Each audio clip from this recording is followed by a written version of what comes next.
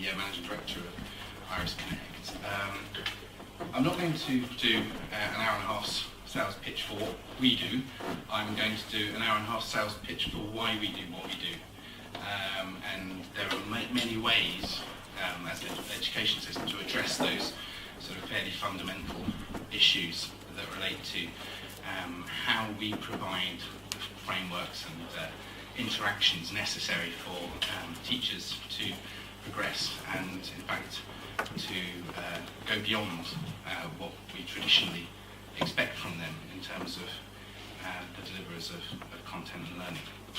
So, just to sort of give you sort of a little bit of background on sort of where we're coming from as an organisation, we thoroughly believe that education globally, really, if not in crisis, is lurching from one crisis to another. That goes equally for the developing world as it does for the developed world. What we see is a crisis of the use and collection of evidence for decision making, and this is a crisis that has gone back to the dawn of industrialism in the UK specifically. What we quite often see is that governments will come in and try a series of initiatives, one after the next, to fix education. And what we've seen in the UK over a number of years is the use of evidence to justify potentially incorrect decisions or decisions that are not based on evidence. A very good example of that would be, as I'll go on to allude, the evidence is very strong that the strongest and the most important factor affecting educational outcomes is teacher quality, and not just picking the right people, but providing them with a framework to grow and evolve. And yet in the UK, over the last 15 years, a very, very strong focus of investment has been on to the Building Schools for the Future programme, which has gone the way of the dodo now, but it was a hit that hundreds of billions, in fact billions of pounds was poured into, with very little evidence about how the fabric of the building impacts educational outcome. So that's just a little example of how we're not necessarily applying the answers from the research to public policy. And one thing that I would like to sort of kind of help to shape that argument is that I was talking to a doctor the other day, and I said, basically, the point came up in conversation that when was the last time the government told you, as a heart surgeon, how to do your job, how to conduct heart surgery? And of course, the reality is it doesn't happen, because the medical profession have hundreds of years of experience in collecting, collating, analysing data and refining practice as a community through journals such as The Lancet. Unfortunately, the education system doesn't have that kind of backbone, and that's part of what I'm going to be talking about today. Not only using the evidence that we have to inform more effective methods of professional development, but that the end goal of that process should be professional teachers at the front line collecting, collating and sharing evidence between them in order to evolve practice as a community. So that's the sort of kind of founding kind of principle of Iris Connect and where we're coming from. So a little bit, just a couple of other things. Obviously, one of the things that I was showing you shortly is that how we can use video to enable teachers to learn, collate, reflect, analyse and share. But historically, and certainly over the last 5 years while we've been in business, that's been an extraordinarily controversial thing to be involved with teachers. Namely, is it Big Brother? Where's this data going? Who's going to be using it? Is it part of an evidence base somewhere with regards to my professional conduct? All of these sort of questions sort of crop up. But another kind of founding principle that I strongly believe in is that technology is inherently morally or ethically neutral. It's what you do with it, and it's how communities engage and shape that technology that basically comes down which side of the fence that particular technology is going to come. So, for example, CCTV is something that could be used to spy on you, or it could be something that you use to empower an observational process and to give people an insight into their day-to-day activities that they never had before. And that's why we use some aspects of that technology in terms of what we do, but we're certainly not coming from a Big Brother perspective. Another sort of key thing that I believe is that with the right tools, ordinary people can achieve extraordinary things. We sort of see that time and time again. More frequently, the technology is being seen as an enabling factor of those sort of interactions. Who's ever used or seen Kickstarter? Anyone come across their hands up? Absolutely extraordinary website where people with a great idea come along, define what it is they're going to do, and then pitch for crowdfunding from millions of people worldwide, leading to technologies and ideas and plays and videos or whatever it's going to be that would never have had the slightest chance of coming into the real world under traditional models of financing and business, are now having the opportunity to blossom. So there's an example of an enabling technology that is leading to a huge blossoming of creativity and the capacity of people to work together. The same, I would say, actually, of a lot of the things like iTunes. In the past, if I was into something of a really obscure kind of musical style, maybe gypsy punk music. Has anyone ever heard of gypsy punk music? No, it's kind of bizarre, but it's out there, it's a real thing. And, if I was interested, I wouldn't have even known that I was interested in it 20 years ago. But if I had been interested in it, the chances of me ever actually experiencing, listening to it and supporting the creators of that music was next to zero. If, HMV or my local record store didn't have it, I wouldn't be able to get it. So the emergence of these sort of marketplaces for the exchange of goods and services has led to a long tail of supply, even at very low levels of demand. Even though there might only be 150 people in each country around the world who are into gypsy punk music, it continues, it thrives, and it grows. So there's another example. There's plenty of examples out there where technology is enabling this much greater community of, I'm going to say, practice, community of learning, community of creativity. And that's another sort of really key thing that sits behind what we're doing. So actually, can I just have a quick show of hands? Who is or has been a teacher? Most. And hands up again if you've ever seen yourself on video. Teaching? Yeah, teaching. Okay. May I ask what the experience is like for you? Yes. No, whoever wants it. Anyone wants it? Yes, what did you... First of all, it's always terrible to listen to my voice.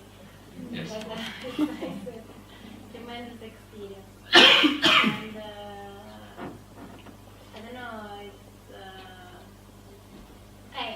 it was what I expected because I prepared the lesson, but it was very strange and it made me think and rethink about the lesson and what I could change. It would be very useful to have the opportunity to do each time so that then you can rethink the lesson. Oh, at this point it would be better if I had said this and then of course. Yeah. It happened just twice for me, so imagine if I had the opportunity each time. Yes.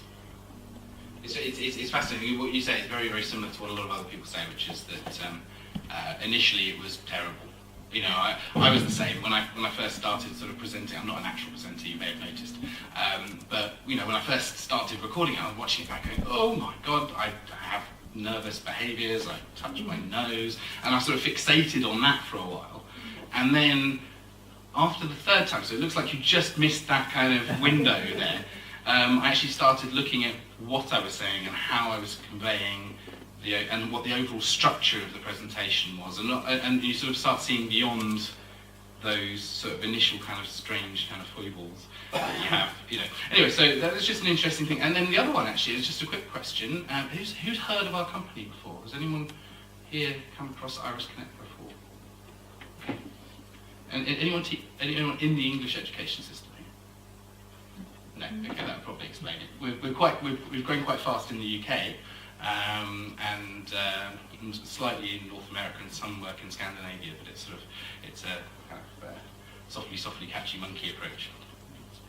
Okay. So today I'm going to argue that the most important thing we can do is support teachers. And the reason that I sort of say that, as I come through, is it's sort of evolved from these sort of three key principles. One, that teachers matter the most.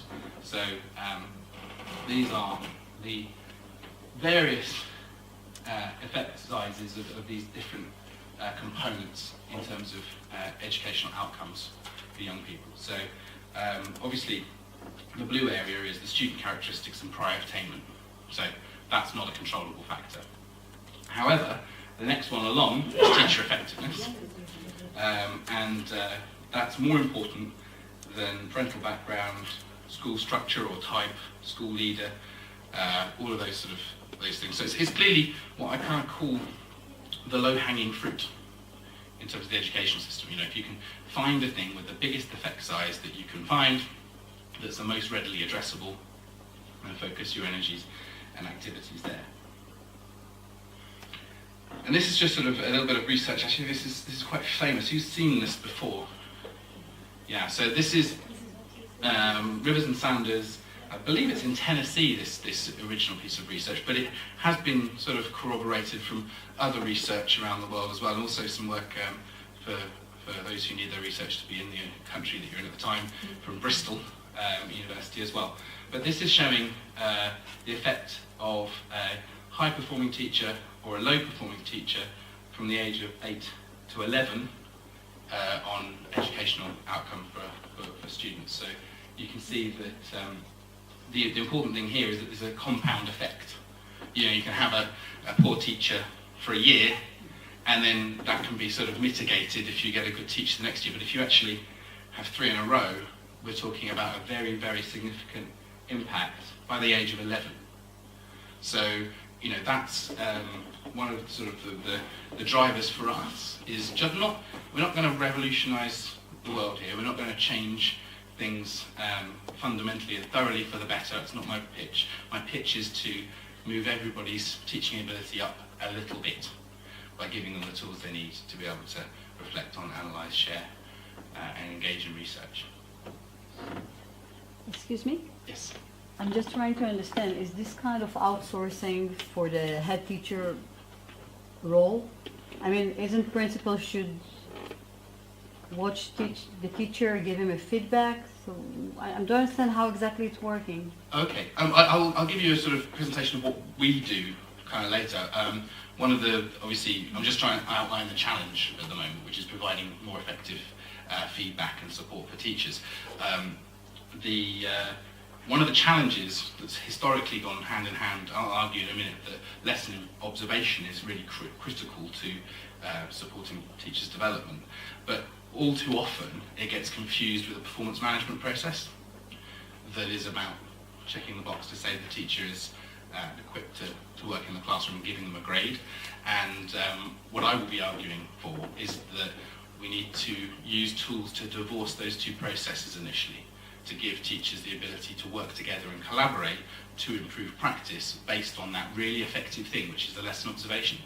And we need to be doing a hell of a lot more of it.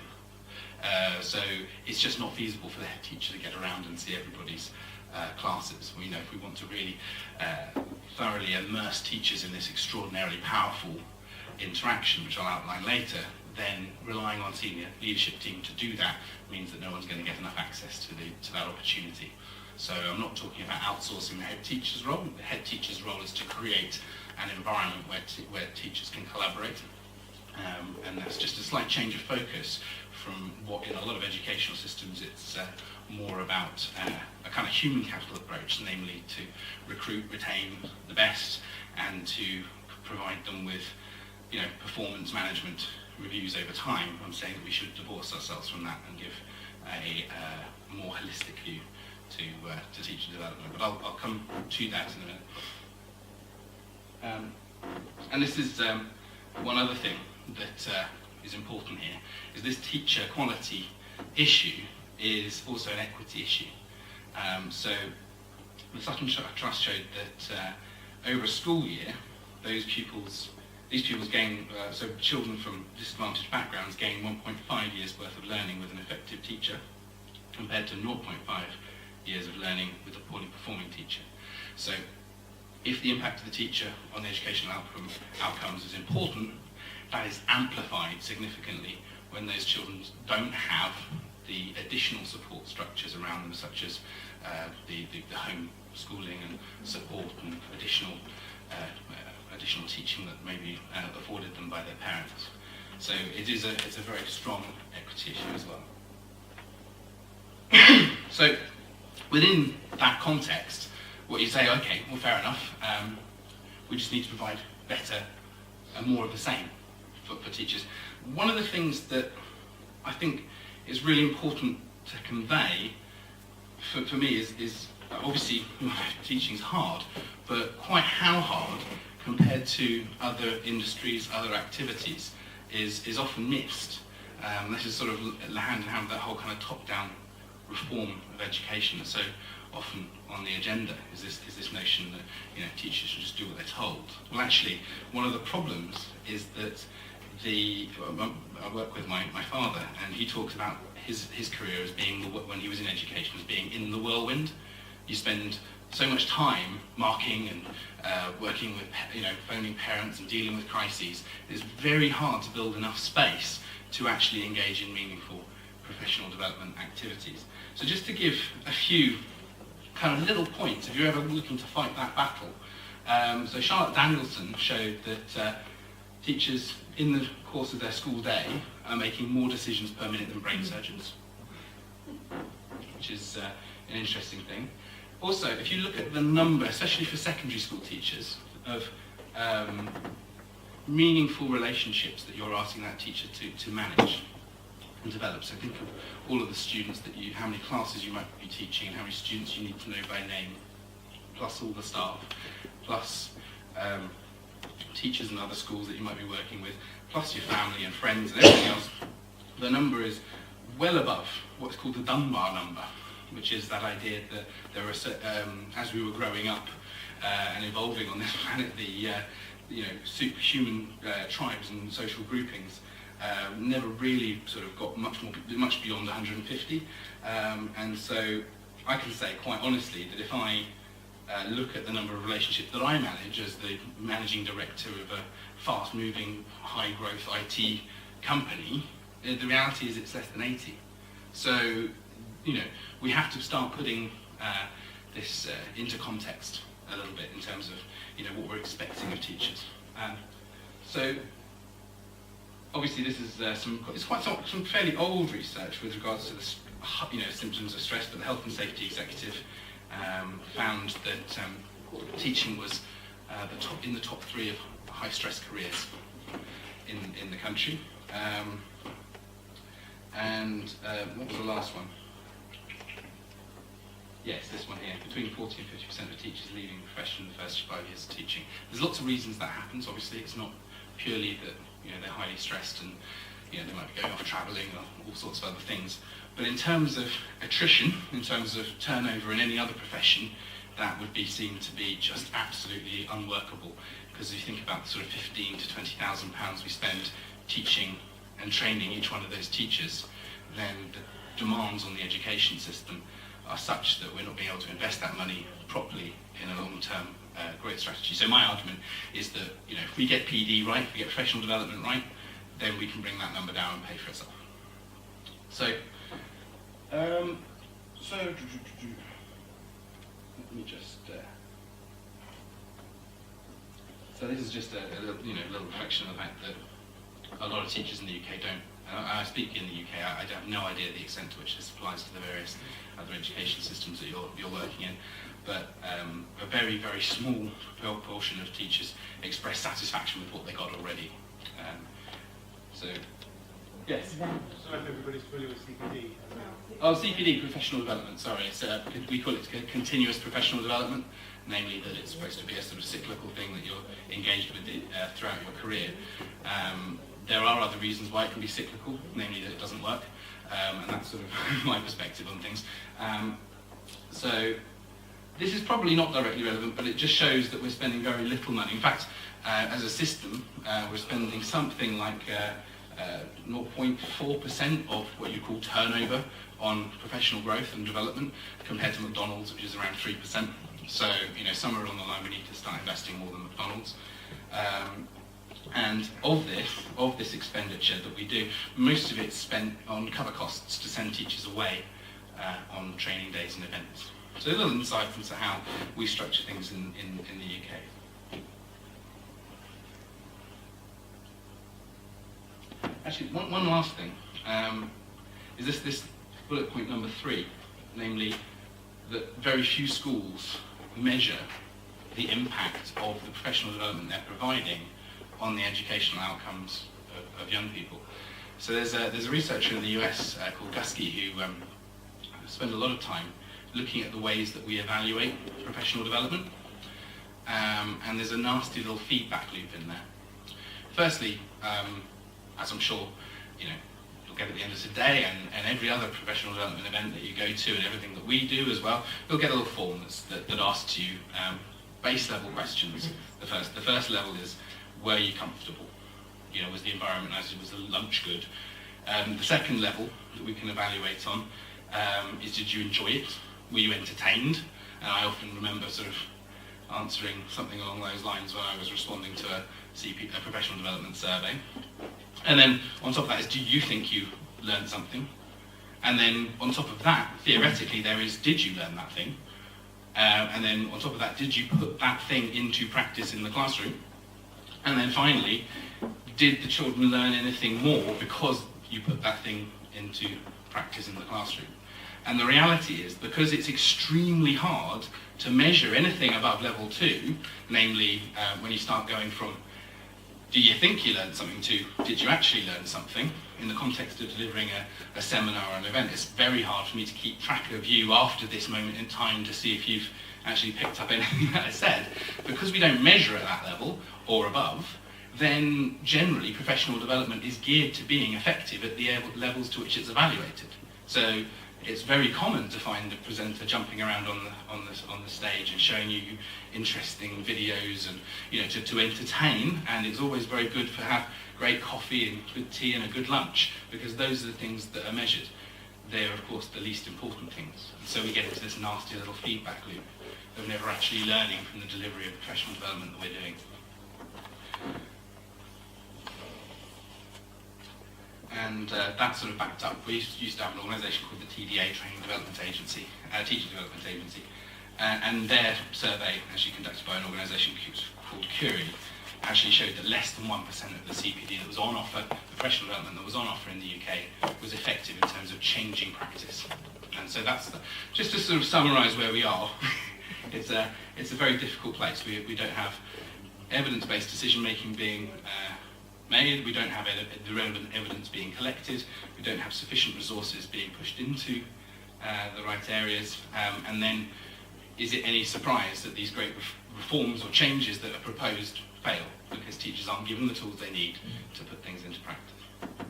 So I think it's worth just sort of reflecting, and this is where the format for the delivery of this presentation is sort of somewhat ironic, but when you actually look at what most professional development looks like, it's very similar to this, which is the sage on the stage and a didactic experience for everybody, and I will give you information and you'll write it down and blah, blah, blah. And in fact, it can get a bit better than that. We could break down into table sessions and I could ask you what you all think and get you involved much more, which I'll try and do, see if I can remember that lesson. But the reality is that even in that circumstance, it's decontextualized. So let's say we're learning something about classroom practice here, but we're not in the classroom. It's depersonalized because I'm doing it for all of you at the same time. You are not having an individual experience here based on your needs. And it's disempowering. Those two things together make you disempowered. You are sitting there as expected to be good learners, i.e. a bucket for which I'm going to put lots of information. Now, we wouldn't dare or even consider doing that with young people, and yet we routinely do it with teachers. So, if schools are pedagogy centres of excellence, then they also need to be andragogy centres of excellence. And one of the things that has anyone come across that term before? Just an actual interest in andragogy? Yeah. So just the notion that adult learning and young people's learning are different. Not necessarily neurologically different, although there is a process called pruning that happens in your adolescence, which does make you learn in a different way. But more importantly, that it has to be much more contextualised, it has to be much more job-oriented, it has to be much more personalised to your individual needs. Otherwise, you're not going to take any notice of it. It's just a sort of neurological and social reality. And yet we deliver in a way that is almost entirely opposed to that notion.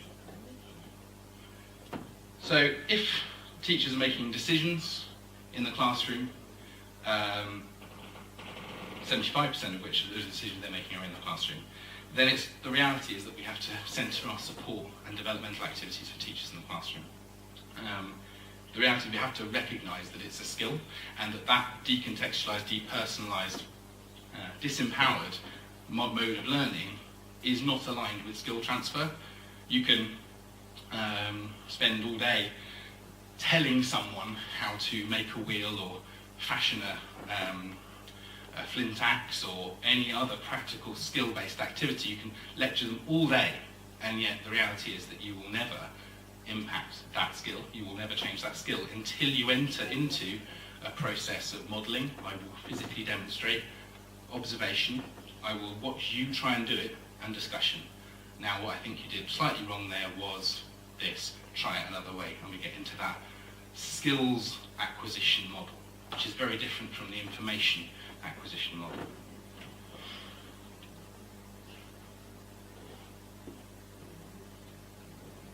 So that's fundamentally what I'm arguing for, is that we shift that idea from being about information transfer into being around skills transfer. And actually, the good news is that the evidence points to the fact that we already have what we need in terms of skills within the education system to make a big difference. I'm not going to sit here and tell you that we need to get education consultant after education consultant into classrooms, because it's not true. There are teachers, the MET project in the US showed this very, very clearly. There are teachers who achieve well and see outstanding outcomes for young people and huge value add because they're just good at it. And the reality is that they might sit towards this end of the spectrum, and then we've got in the middle a group who are doing okay, and then towards the end here people who need to learn those skills and expertise. And I'm saying that there are tools that we need to do to show that skills transfer process between here and there, and that these people can benefit through that experience. So I'll come back to that in just a moment. So just to sort of not want to gild the lily, there are these various stages that we go through in acquiring a new skill and a new activity. At the top, you've got, you've got presentation. That's what's happening. Oh, excuse me, sorry. I've got auto advance on there. So,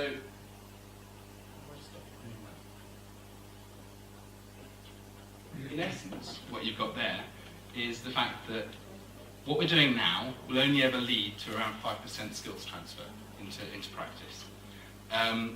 If you then add modelling and demonstration into that, namely, okay, I'm going to ask you to use some aspects of assessment for learning, and I'm going to model those, demonstrate them for you in the classroom, then that plus this and some useful handouts might lead to around 10% transfer of theory to practice. And then let them practice in context, go away and try those skills for yourself, but then add in some corrective feedback, and we can get up to a sort of 25% level.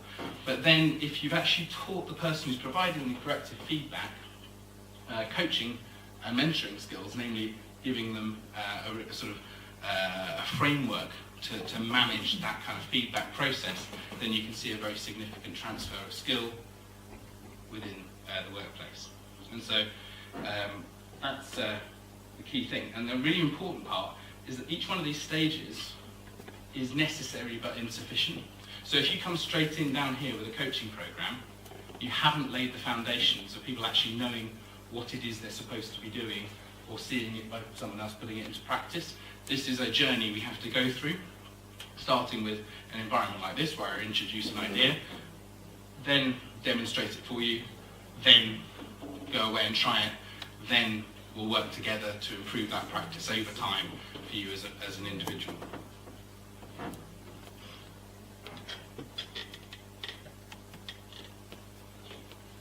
So that's the last sort of component here, is that all of this is actually aligned with what I was saying before about how the brain works and acquires new skills. This is some work by David Azusa, but there's plenty of other stuff in this same locker around how, as we go up this experiential ladder, as in our learning becomes more experiential, then our capacity to put that into practice, i.e. to learn and implement it, also goes up in line with that. So sitting here and being lectured is down at this level. Actually getting out there and teaching that yourself, because it's so involved, is very high up that level. And so this is Michael Fullan in 2000, and I don't think things have changed since then. And I've added the bold on return to the classrooms deliberately, because that's the first mistake, isn't it? To decontextualise teachers' learning if we're interested in skills, and take them out of the classroom into a place where those skills aren't relevant, and then try and impart knowledge. Okay. So that's a bit of the theory, and I sort of might be useful to sort of give you an idea of how I came to be involved with this work. So I was based at the University of Sussex on a project called InStep. So some of the background to that is that we were sort of aware of the importance of context on learning for skills transfer. And the way that we had historically addressed that was in a room very similar to this one, actually, namely with a mirror, what was a one-way mirrored observatory. Who's ever taught in a lesson observatory? Anyone ever done that? Anyone know what I mean? Yeah.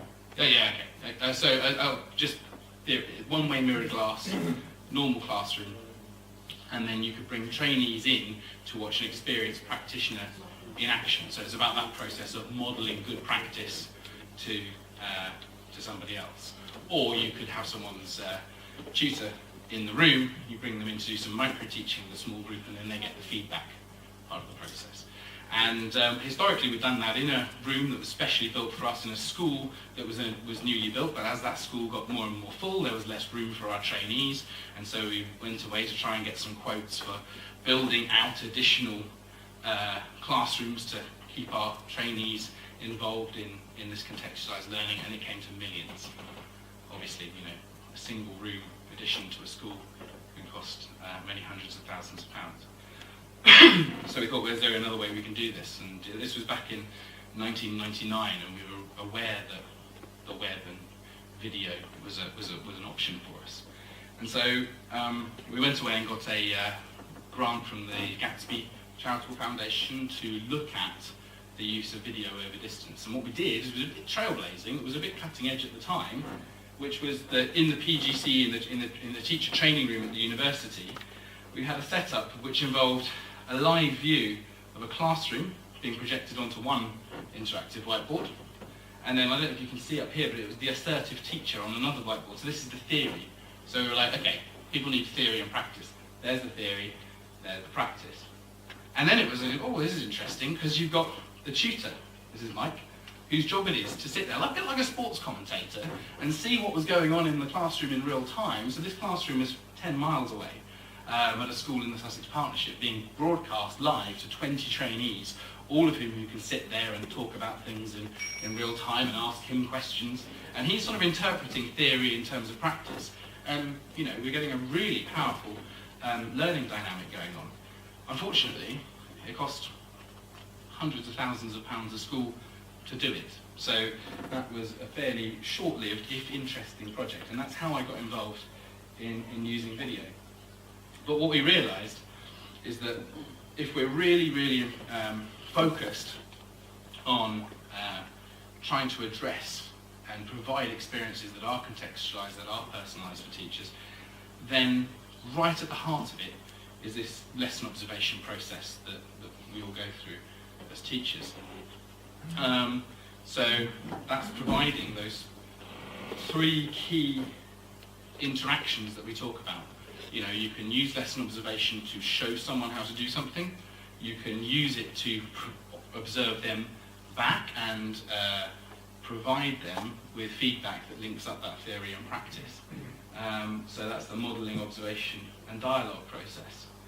However, there are some really big challenges with it. So who's had a lesson, who's been observed teaching before? Just with a show of hands, who's been observed teaching? Okay. Yeah. So when you bring somebody new into the classroom, it disturbs or changes the lesson dynamic to a greater or lesser extent. And the more people you bring into the classroom, the bigger the impact size of that activity. So you can, kind of get away with someone at the back with a clipboard, maybe, but try bringing 10 people into that room. The children are going to behave differently, the teacher's going to behave differently. In fact, when I've been observed in the past, just the impact on me was very significant, because every time I did something and the person who was observing my lesson reached for the clipboard, I'm thinking, oh God, what are they writing? And it completely disrupted my sort of, frame of reference. You know how you have to be a little way ahead when you're thinking? It brings you back into the present and you're in a mess. So that's quite a significant impact. The other part is that it's quite a subjective process. So let's say someone comes and observes my lesson, and they're sitting there at the back, and we go and sit down afterwards to talk about it. I'm like, well, that's sort of your opinion, and I'm not sure I agree, or I'm not sure that you remember it how I remember it. There's this issue of the fact that every time I bring someone in to observe my lesson, if they're a senior team member or they're another teacher, who's teaching their class. So that multiplies up. If you want to try and increase people's access to the process of observing a lesson, it becomes unworkable pretty rapidly, depending on the resources in the system, of course. But I'm aware of colleges in the UK that were spending upwards of £500,000 in cover teaching costs alone in order to provide enough staff to be able to go around and observe each other's lessons and provide feedback. There's that additional component there about the debrief issue. So it only becomes valuable to me when we sit down and talk about what it was that happened in the lesson. But of course, that might not be immediately afterwards.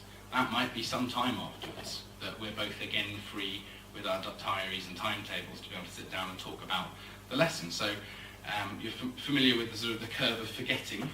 So we go a few hours after that session, and I've already forgotten most of what happened. We're going into 2 weeks, we're guessing to a very large degree. And then you also, obviously encounter that kind of subjectivity issue as well. But perhaps the most important is this dual purposing. So let's say we want teachers to be able to observe and reflect and analyse and share their lessons on a regular basis.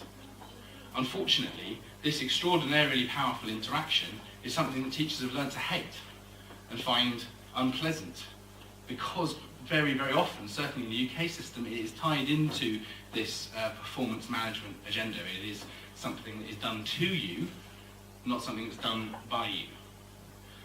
Increasingly here, schools are focusing on this much more developmental process and trying to split the two, but it's hard to do, especially with existing kind of resources and everything else. So this is the Academies Commission. This is the government talking about it for themselves to a large degree. But there is considerable evidence that the current accountability framework inhibits change and innovation. And I don't know if you've ever sort of had that experience where you're not going to try something new in a scenario where you might be judged on it. So if we're in a lesson, my lesson's being observed, and I've been wanting to try out a new strategy or a new assessment for learning tool or something like that, the reality is I'm going to go into my safe place and go within myself rather than take a risk. And so if you apply that up to an overall accountability framework, what we're doing is inhibiting people from taking risks. And given the crises that we see in education, I think we need to be taking more risks.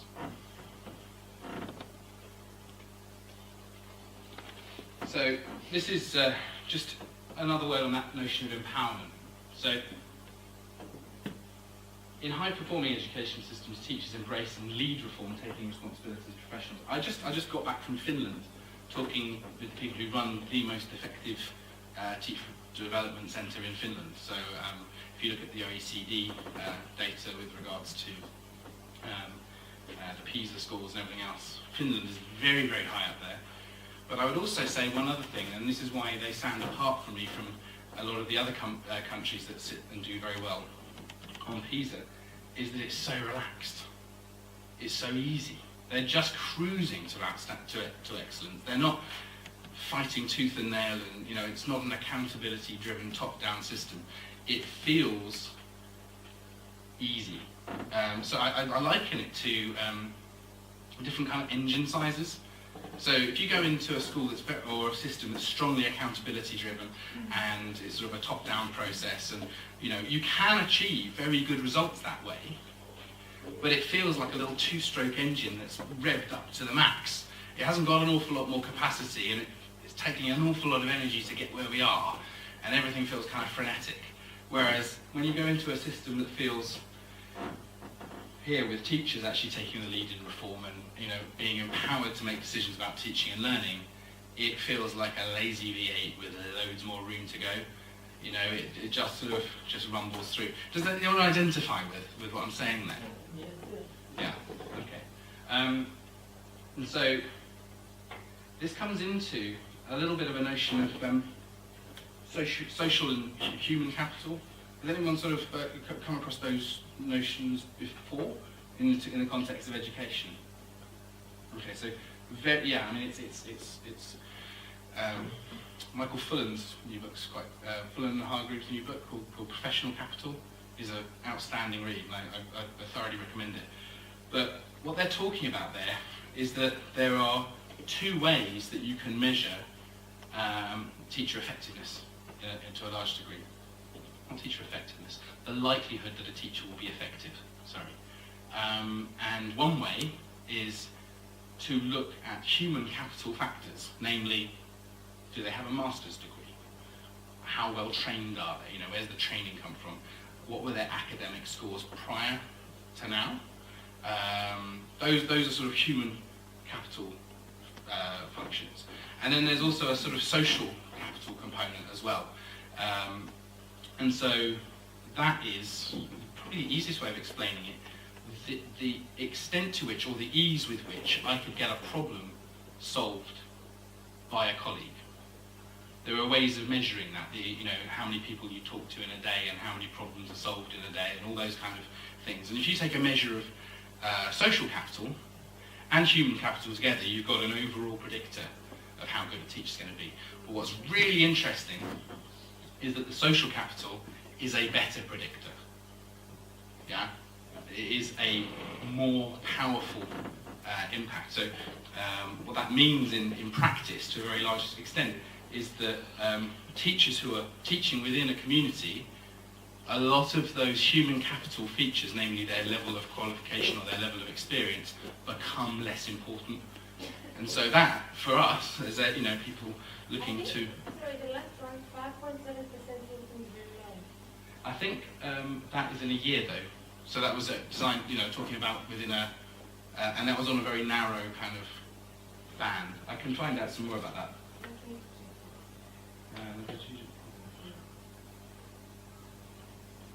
Yeah, that was just to show that it was. Yeah, you're right. That is quite low. I'll have a look and see what I can find about the number, because it is a more accurate predictor of outcomes than like the amount of experience the teacher has. And actually, I think that's sort of a really important thing as we look to try and reform education systems around the world and provide support for education systems, is that it's an extraordinarily expensive process to go out there and recruit and retain and train just the best. It can be done. You do see it in places like, in Scandinavian countries, but it does cost an absolute fortune. In Finland, teachers are paid more than doctors, or in that kind of space. They're certainly at that level, and yeah, sure, we can, but that's not going to work. Certainly not going to work in the UK. So we've got to love the ones we're with, and we've got to work with the people that we've got. So, final little quote, which is this idea of the fear factor giving way to the peer factor. That's one of my favourite quotes from that, from Hargreaves, is that what we've got to do is we've got to provide teachers with the tools they need to be able to get on with the job, allow them to collaborate, and to do that in a structure that's not purely driven by accountability frameworks. So I've thrown a lot of ideas out there, and I can also, in a minute, show you how we kind of went about trying to address at least some of them.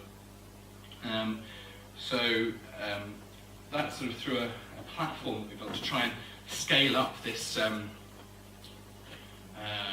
that key interaction I was talking about, lesson observation. How can we make lesson observation something that costs less to do, is more effective, addresses some of those issues about subjectivity, about debrief issues, about the notion of things being dual purpose. So how can we kind of free up this really powerful tool for teachers? Now, as I was saying, this is the way that we've chosen to go about solving that problem. It's not necessarily the way that you're going to do the same, but I would implore you that, if we're looking to implement change in schools, that you consider how important it is to provide those contextualized learning experiences for people to be able to explicate practice, to explain through modelling, through being able to be observed and receive supportive developmental feedback from peer, and that don't be surprised that if those components are missing from the programme that you're implementing, the level or extent to which those teachers are putting those things into practice, is very low. So this was our hypothesis. This is how we went about this. This was going back sort of 6 years now, to when we first implemented a system for teacher professional development that was based around freeing up the lesson observation. And so we took the idea, the first part of it was that you have to, can you hear me if I turn this way? If I'm down here, can anyone hear me okay? There's only one who can't. No. That if you really want to be effective in that space, then we have to create a scenario that is driven by that notion of teacher empowerment. And so if you want to use lesson observation with video, which is the way that we chose to do it, then teachers have to feel like they're in control of that process, and it isn't a video that's going to come back and bite them later on. And so we took this notion of there being actually 3 kind of key roles that you can have when you're using video in the classroom. One is you can be providing that process of modelling. You can be observing me and providing me, I can be providing you with contextualised ideas about how to put it into practice. Then there's this other idea that I could also be observing somebody else to provide them with coaching feedback. And then there's this idea that actually the first step on that journey is reflecting, just seeing what you did last time and thinking about how you might want to improve it. So we've captured those 3 things, and importantly what they do is they then drive the rest of the system. So if I say I would like to be observed, then you will be able to see my lesson, but I'll be in charge of it. It's my lesson. I could delete it or I could share it with somebody else. So that's the teacher who was teaching at the time in charge of their data, which is quite different from a situation where you might be recorded on a handy cam, and next thing you know that video is sort of being shown to your head teacher or something. Second one, if we went through the process of being an observer, then I would have the right to see the video, but you would be in charge of it because I was observing your lesson. And then finally, just put the camera in the room, record the lesson, and view it back myself. And by using the web, we can enforce these things. We can't enforce it if it's a disk or something, because anyone who picks up the disc can watch it. But if we're playing it back through a web platform, then the web platform knows who I am, knows which videos are mine, and knows which videos I have the right to be able to see. So that was the first kind of fundamental kind of organising rationale that sat in there. The second one was that it has to be really easy for teachers to capture their lessons. So developed a number of camera technologies that go to where the learning is. Quite often, like for example, if we talk about that lesson observation classroom that I was talking about, that lesson observatory, not only is it really expensive, it's in one place, and so we have to bring the teaching and the learning into that place in order to be able to learn something, and of course everybody's behaviour changes because it's like cooking in someone else's kitchen. You know, that horrible feeling of where's the spatula? Well, teachers have that when they're not in their classroom. So the idea behind this is that you turn it on over here.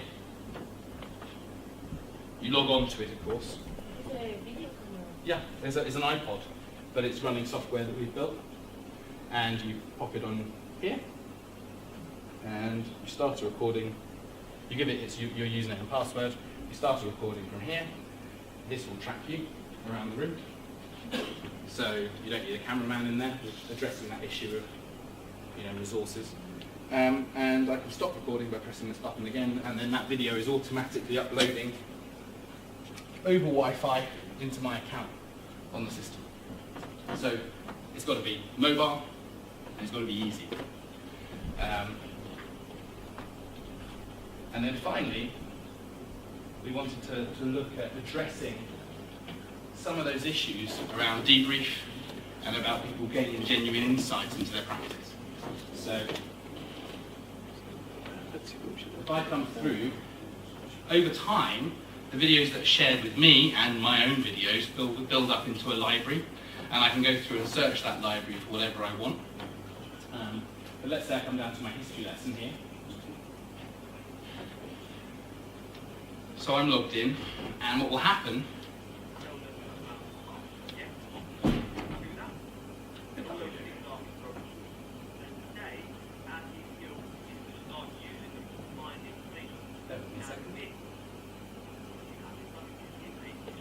source. Okay, this is a historical source. It's a drawing. Happy with so far? Yeah.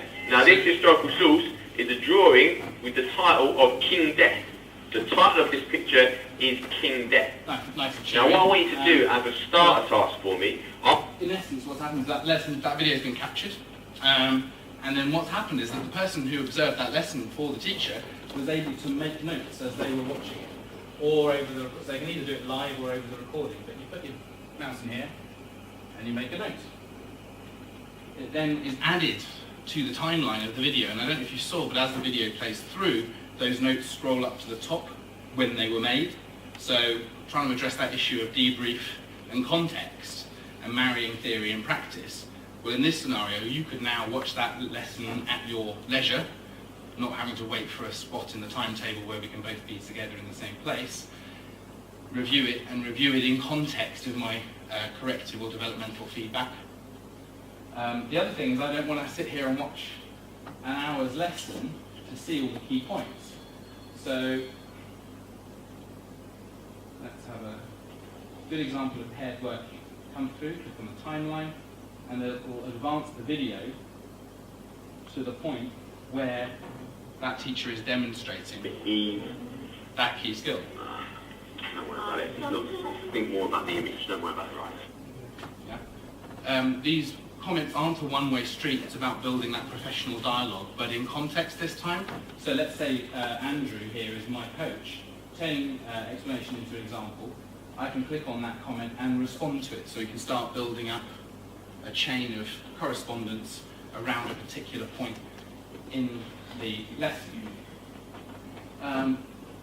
There's a few other things that I'll show you while we're here, but can you see how this tool here, just the simple ability to annotate a video, gives you those key interactions that I was talking about. You've got the ability to model, but model cognitively, not just in terms of what I'm doing. So this could be my teaching, and I'll be sharing it with you because I'm modeling practice, I'm demonstrating practice, and I'm using the notes to explain not just what I'm doing, but why I'm doing it. So you can see and understand that I've broken down into pairs working at this stage because I need to differentiate the content for the different learners in the room. You can also, therefore, obviously use this feedback to provide coaching support and developmental advice as well. A couple of the tools, and this is, I won't bore you to tears with this hopefully, but what we can do is actually not rely on typing, but if there's something that I want to say about the practice that's, I should have tested this before we got here actually.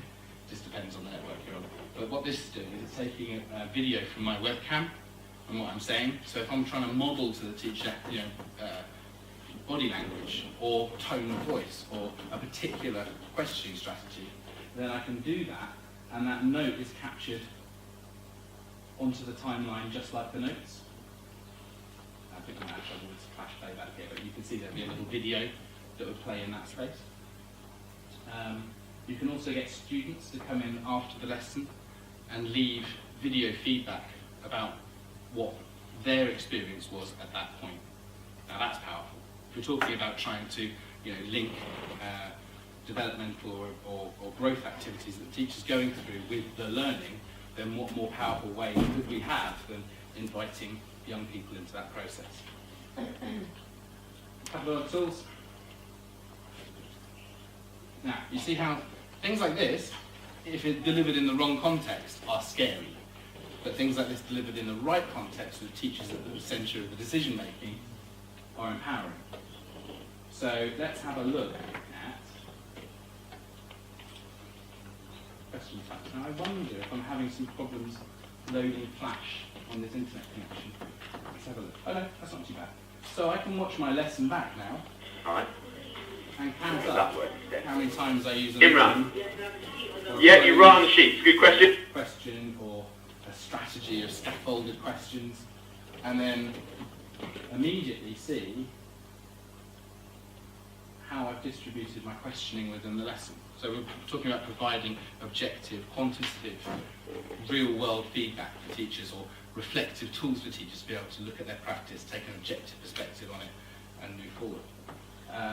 And then the other thing that you can do is you can associate observational tools with it. Now, here's the difference. Rather than someone sitting at the back of the classroom making notes about how you've met professional standards, it's me as the teacher going through against those professional standards and linking my practice to it. So let's say there's frequent relevant questions asked, and I can actually tag.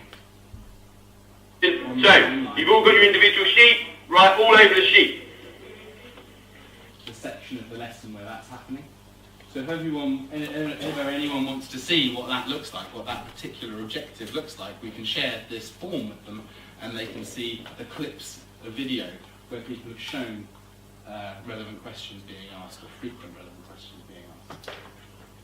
So, final sort of step of this really is that we're talking about a community of learning, and the system enables people to engage in that kind of developmental activity through sharing a video. So this is my video, because it's of me teaching, and therefore what I can do is I can say, okay, well I'm going to be modelling my skills now to Graham, and the video is shared with him for that purpose, and he has the ability to make notes and comment and everything else. Or it might be in another school in my collaborative group, so for example in India for example, and I can share this now as a means to be able to ask her for feedback and developmental feedback. We can save a lot of time and energy by just sharing the predefined groups on the system. So we've got all of my trainee teachers, I can share a video with all of them, and they will all be able to log in, use the tools, collaborate, etc. But that's, in essence, what we do.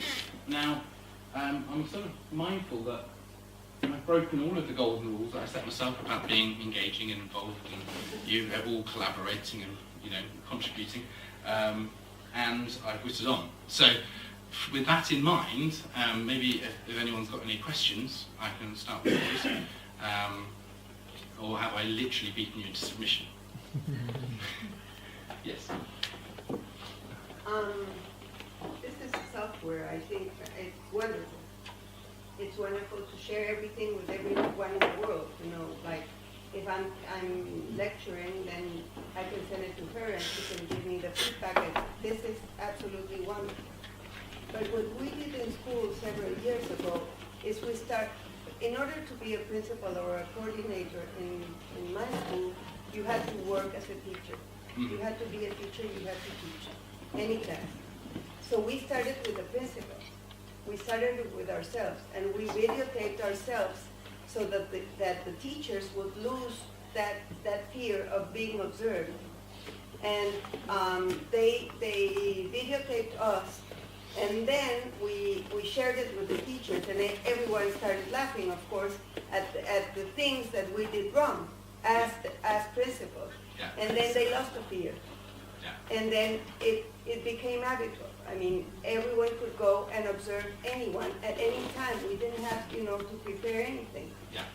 And that is something that really, really worked, because we started with ourselves. Yeah. And not just going directly to the teacher and videotaping them, and, they have a lot of fear of being seen. Well, it sounds to me like the way that you approached it was outstanding. That is, leading by example in that regard. And a lot of the schools that use Iris that get the best experience from doing so, that's one of the core lessons that they've learned about leading by example and demonstrating. The other one is about setting norms of dialogue, which is about people understanding that, like, let's say we get a video that's none of us, it's another, like that teacher we just saw, and we just bring it together in a staff in a staff meeting, and then I, as the facilitator, will lead a discussion about that video. But the important thing is we won't be talking about what the teacher's doing. We'll spend our time talking about what the students are doing, and that gives people enormous confidence, because what you're doing is you're setting a cultural norm for how we talk about practice, and that it's not okay to laugh or to ridicule teacher. And so there's a perfect example of how you can, take that step along the journey, and the video is really, really key to it. And as I said, I'm not suggesting that this is the only way. I mean, there are lots and lots of ways. Absolutely fantastic to use it. And so the other thing is, I don't think that we should replace traditional lesson observation. That's not my pitch at all. Sometimes being there is key. However, I would say, why not have until this thing grows wheels, and it won't be possible to go around and imagine how terrifying that would be. A little remote creature going around talking to students. So I'm not suggesting that you should replace lesson observation. It just means that we can do more of the stuff that's shown to work more often. No, that is, and the software is wonderful. Really wonderful. Any other questions? Yes. One comment, two questions. Okay. I'll start with a comment. You had an assumption before that usually if you are videotaped, you're going to use a more conservative, you go to a comfort zone in your lesson. So I think it's a cultural issue, because in the place that I'm coming from, it's going to be the opposite, and usually you will try to show off. So it's a cultural issue. No, really, I mean, you don't go to your conservative, you do the best you can. May I ask what the purpose of the video recording is, though? I'm talking about PD. Oh, okay. Well, I'm talking about things like Deborah Bowles' Yes. work in the States. We do some things in the same in Israel as well. The two questions I have: is Iris Connect support the technical, the platform, and the process, the holistic solution? Yeah. Okay, so we will be interested in get some information about the videotape process, because I didn't see. Do you get also the students' voice over there, or only the teachers speaking? You get. Well, I didn't show you actually. But because I you didn't do want- see interaction, right? Yeah, you've got actually with this. There are two different camera systems, but with this one you can actually pair two of these together. So like when you start, you say yes, it's a dual observation, and then you've got this one that will follow the teacher around, and then you've got a second camera with another microphone that you can focus on group work or even an individual student, so you can see the relationship between the teaching and the learning. So how many cameras you need to get the old The lesson? two. So Two of them? Yeah. So let me just show you really briefly what that looks like. And how do you deal with the students' face videotape? Yeah, so what we do is we work with the school beforehand to build up their homeschool agreements.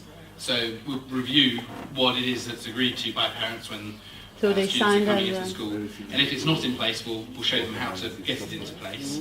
But in the UK, certainly, the vast majority of schools adopted a structure for the homeschool agreement from the Department of Education that included Video. the rights to use video and audio for developmental purposes. So most of them are covered. I obviously don't know about how it works. And also, you know, the other thing is that we're very careful globally because, you know, people's attitudes and people's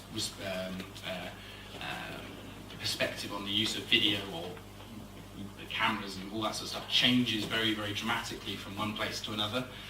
So there are certain states in the USA where it is illegal for a camera to be in the classroom if it can see below waist level. Okay. So you have to think about that kind of stuff. Obviously there are other sensitivities that sort of religious and cultural There around the world. are that you issues have to to, distribute the images of the students. I'm sorry, can you stop? That there are some issues in distribute images from the students too. In our country there are some legal problems with, Yeah. with that. Yeah, absolutely, and you know, so there are different cultures, different countries have different levels per which permissioning is required. Is it per video, or is it a blank? Is it possible to use a blanket permission? Is it parents?